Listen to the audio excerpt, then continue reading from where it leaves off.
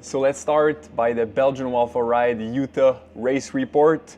So Belgian Waffle Ride Utah is one of the most rugged and technical course of the year.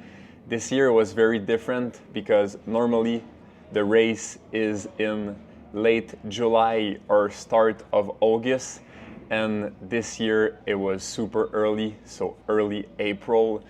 That means that the temperature was completely different. Normally it's a very hot race, but this year at the start it was 0 degree, and they had to shorten the course, not because of the temperature, but because there was snow over 200 meters, and two parts of the course were going over 2,000 meters, so they had to remove those parts. As I said, this course is super rugged and super technical, so even a shorter race, a 166K race, was sure to be enough to make the selections happen.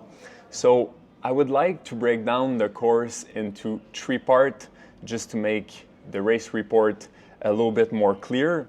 So the first part is the start to the 10K single track. Then we have the 10K single track to the last climb, and then we have the last climb to the finish. So we started at 9 a.m. and the first 20K was really straightforward. We had a very strong tailwind, so nothing was happening.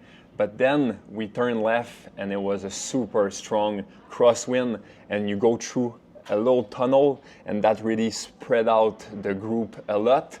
And the lead car was taking pictures. So the first 10 guys had a very good draft. So the car was blocking the wind for them, and that really spread out the group like crazy. And I was not in a perfect position, and I had to make a super big effort. So I did a 5-minute at just under 500 watts.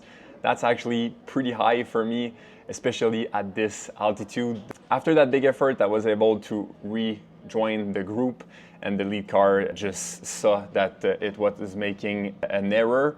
So that gave the opportunity to a lot of people to come back, and that really slowed the pace because we kind of turned into a headwind. And from now on, it was like a super chill pace. And after like 10K of chill pace, I just timed an attack perfectly and went up the front solo.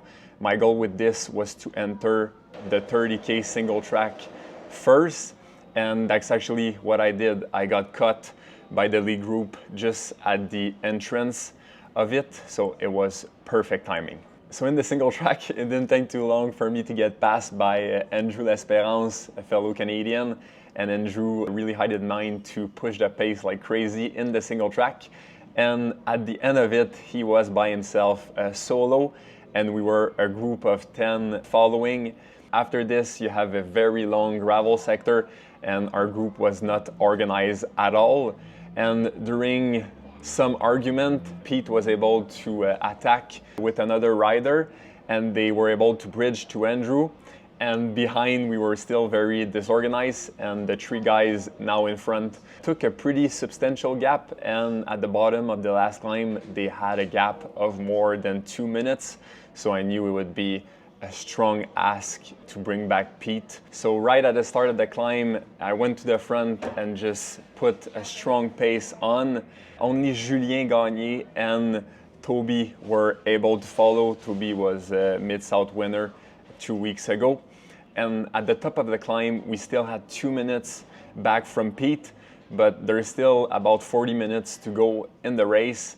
So Julien and I were trading pole, but it was clear that Toby was not feeling good at all. At first, I was not sure if he was faking it, so I was pretty worried about him, so it was kind of messing up our group chemistry, but looking back on it, it was clear that I should have just take more of the workload. But then Toby kind of had a second win, and we were able to catch Andrew and the other rider that was with him. And approximately 2K from the finish, I launched an attack from our group of now 5 riders in the hope of catching Pete, but it was too little too late, and at the end I crossed the line 40 seconds behind a very strong Pete and 40 seconds ahead of the remainder of the top 5.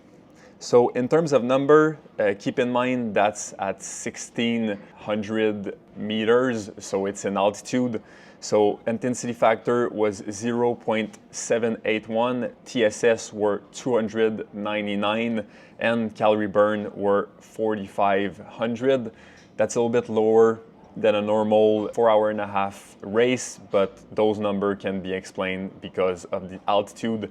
The fatigue was actually higher than those numbers can explain. So the number one takeaway of the race is more focus, more fun.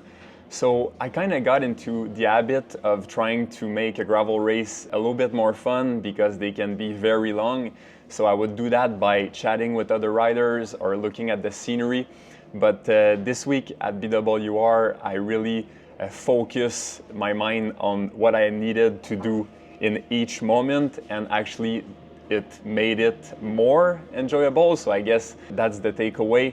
The more focused you are, the more into the race you are, the more you give yourself an opportunity to be in the flow of the experience. To put myself in that present moment, I use one mantra that can be said in two ways. So it goes like this: fear no one, respect everyone, or fear nothing, respect everything. So I use both mantra depending on the situation.